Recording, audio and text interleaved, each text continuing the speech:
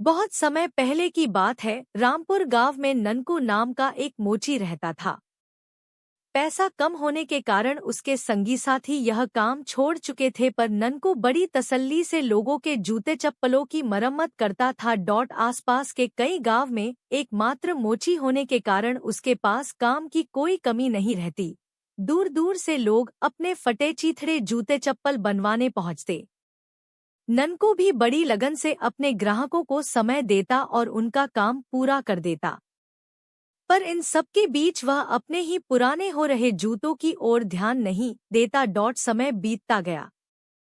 ननकू दुनिया भर के जूतों को चमकाता रहा और उसके अपने जूते ही घिसते घिसते खराब होते रहे। कुछ लोग उसे जूतों के लिए टोकते भी, पर वो हर बार यही कह के टाल देता कि पहले ग्राहकों के जूते तो बना लूं, फिर अपने भी बना लूंगा।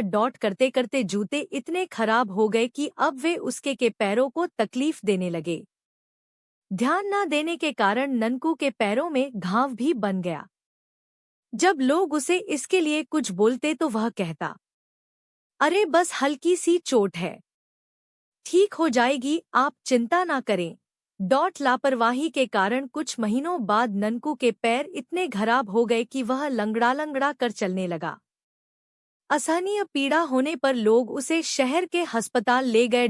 पता चला कि ननकू महीनों पहले शुरू हुआ एक छोटा सा घाव अब नासूर बन चुका है। डॉक्टर्स के पास कोई विकल्प नहीं था। उन्हें ननकू का एक पैर घुटने के नीचे से काटना पड़ा।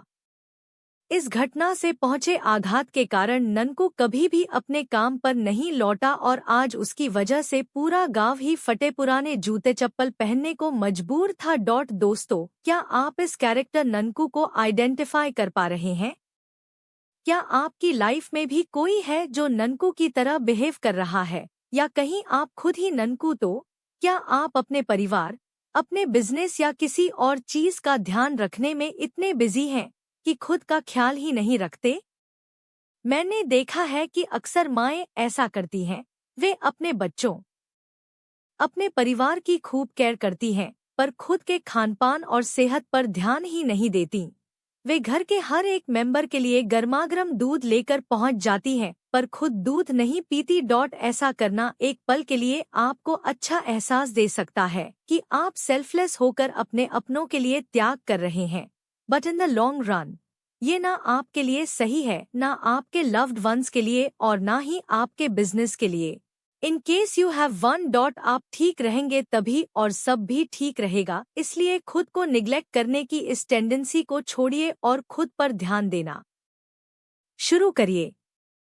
ननकू की तरह सबकी तकलीफ का कारण मत बनिए, बल्कि वो शक्ति बनिए जो अपनी पूरी लाइफ सबकी तकलीफ दूर कर सके।